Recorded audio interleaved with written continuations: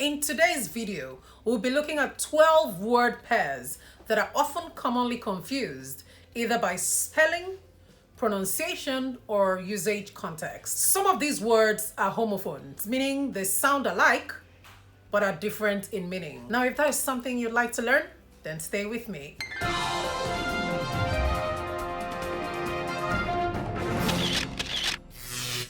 So these two words, if you look at both, you find that they're often commonly used interchangeably, talking about while writing, but they actually mean two different things. While advice with the letter S is a verb, meaning I would like to advise you. I was advised not to go there. While that is a verb, you find that advice is a noun. Please give me some pieces of advice to help me. I gave her advice on how to handle that issue. So advice as the noun and advise as a verb. Okay? How about these two? Lose and loose. So you have lose with one O to mean you've lost something, to misplace something. So that's lose. And listen to how it sounds. It almost ends with a Z, as opposed to the one with double O where you have loose. So it's the letter S. So loose, meaning something that is no longer tight, no longer secure, so it is loose. So there are two different things, but oftentimes you find that people use them interchangeably. Okay, so I don't want to lose you. For example, you have people using double O.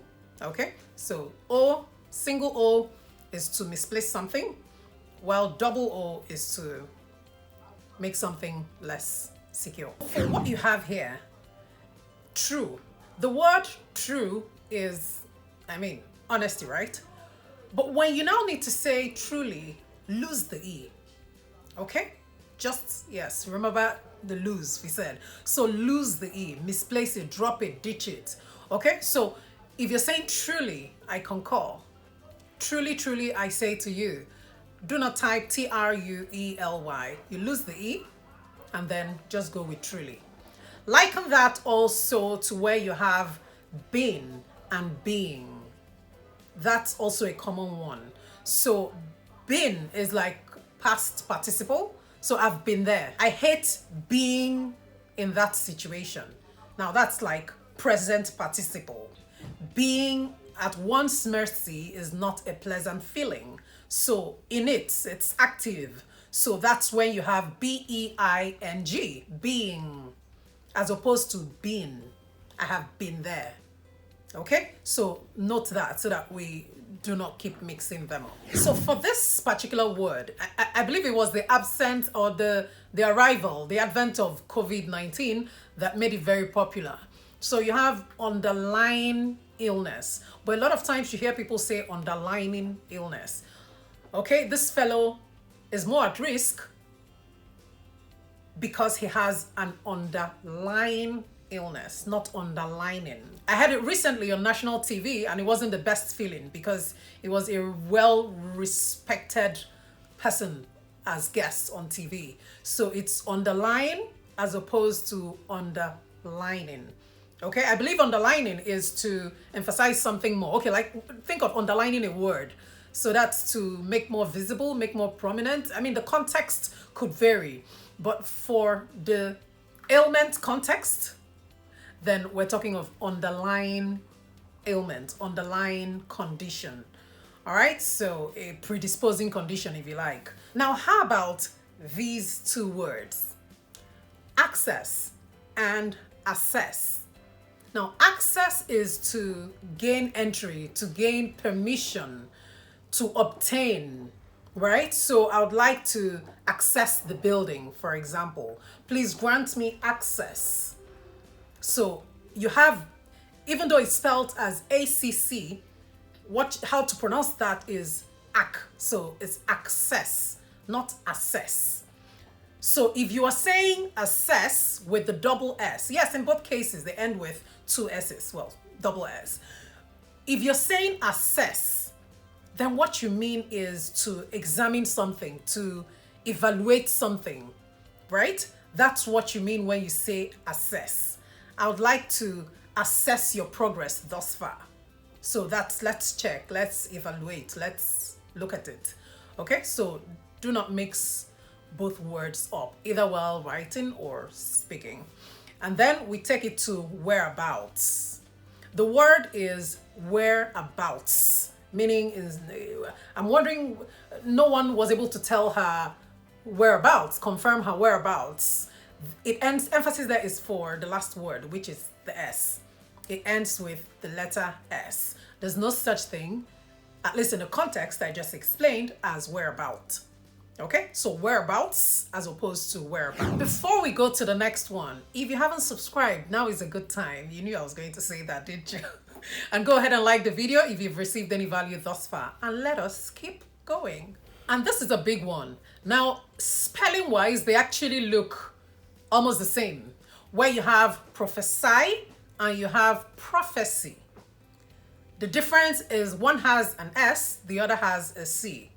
If you're using the S, the pronunciation is prophesy, meaning to predict, speak into the future if you like. So that's prophesy. He prophesied, I will make $1 billion in the year 2022. I will make $1 billion. So that's the kind of prophecy I would like to hear. You see what I mean? So he prophesied. That's a verb. But I enjoyed and I claimed that prophecy, even though I'm using it as an example in a YouTube. Now, this claim of the prophecy I just made here is coming as a noun, and that then is with the letter C. Okay, so prophesy, prophecy, the difference is in one letter each. How about this other one? Unkept and unkempt. When people want to say, that fellow, he just looked terribly, you hear, he looks so unkept. Yes, if you really, English can be funny. If you really look at it, it sounds like that's what it should be. The girl, her hair, everything was a mess. The man's belt, he just looked totally unkept. No, it is actually unkempt. Yes. Unkempt in that context. Now, that's not to say that the word unkept does not exist. It does exist, but unkept is something that is not tidy or not attended to, if you like.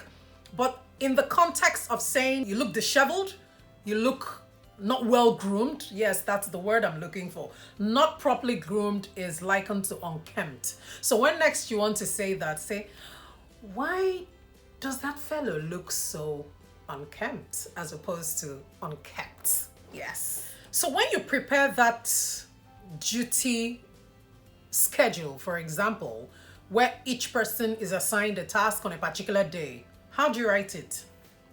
Duty, how do you pronounce this? So a lot of times we hear duty roster. Now, while roster is what you intend, a lot of times we find people spelling it as roster. So the word and the correct spelling is devoid of, the word is roster and it has no A in it. So a duty roster. I'll prepare the roster, not the roster with an A. Of course, there's such a thing as a roster, something that roasts, really. There are even houses that are meant for just that purpose, right? Now, that's a roster. But for the one we use in the office every day, the one you disseminate for everyone to know when they're supposed to feature for a particular task or on a particular day, then it is a roster, all right, without the A. Let's keep going. Now you find that for these two words, they are pronounced the same, but truth be told, as differently as they are spelt is as differently as they should be pronounced. What do I mean? Seize, that's to confiscate something, to take forcefully or forcibly. Okay, so that's for seize. While to stop something, to stop the flow of something is cease. Yes, imagine you're writing, hello sis, hey sis, don't forget to subscribe sis. Exactly. Now that is seize. Your property may get seized if you do not cease acts of corruption. Do you see what I mean? So seize with the letter C, C-E-A-S-E, as opposed to seize, to confiscate or to take away forcibly in the case of seize. Now, there's so much more to share with you, talking about commonly mispronounced words, commonly misspelled words. I have them all in a playlist as well as individually, so do well to watch my other videos and let's keep communicating excellently. Until I see you in my next video,